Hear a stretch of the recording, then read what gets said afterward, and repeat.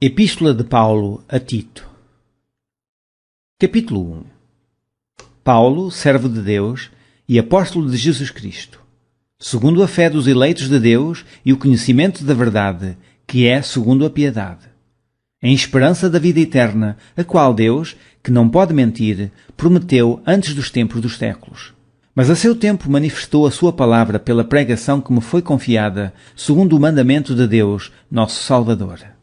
A Tito, meu verdadeiro filho, segundo a fé comum, graça, misericórdia e paz da parte de Deus Pai e da do Senhor Jesus Cristo, nosso Salvador.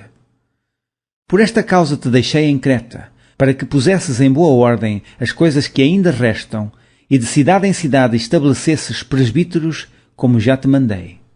Aquele que for irrepreensível, marido de uma mulher, que tenha filhos fiéis, que não possam ser acusados de dissolução, nem sejam desobedientes.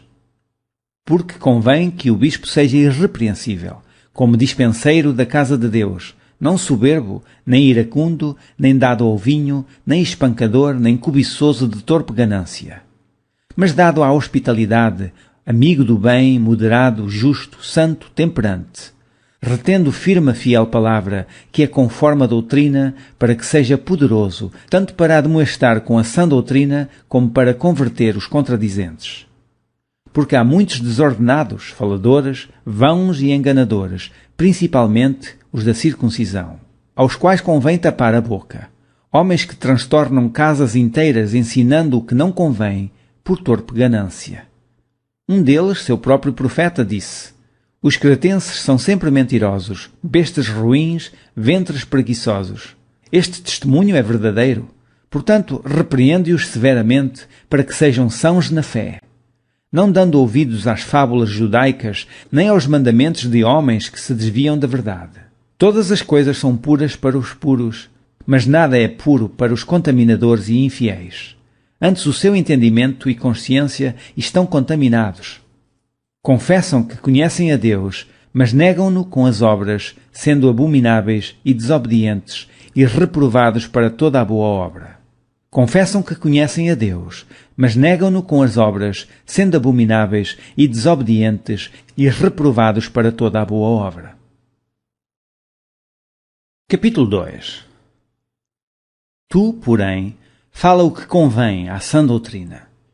Os velhos que sejam sóbrios, graves, prudentes, sãos na fé, na caridade e na paciência.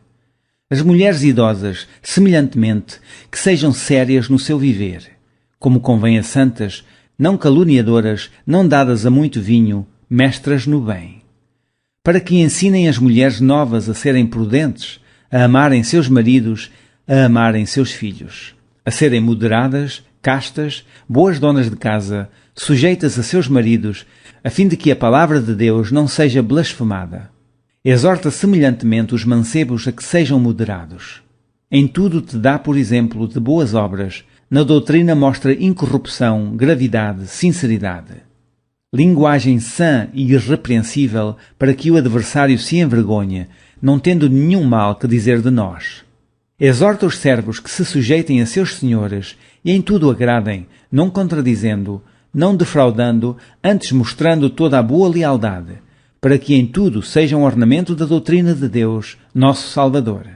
Porque a graça de Deus se há manifestado, trazendo salvação a todos os homens, ensinando-nos que, renunciando à impiedade e às concupiscências mundanas, vivamos neste presente século sóbria e justa e piamente, aguardando a bem-aventurada esperança e o aparecimento da glória do grande Deus e nosso Senhor Jesus Cristo, o qual se deu a si mesmo por nós para nos remir de toda a iniquidade e purificar para si um povo seu especial, zeloso de boas obras. Fala disto e exorta e repreende com toda a autoridade. Ninguém te despreze. Capítulo 3.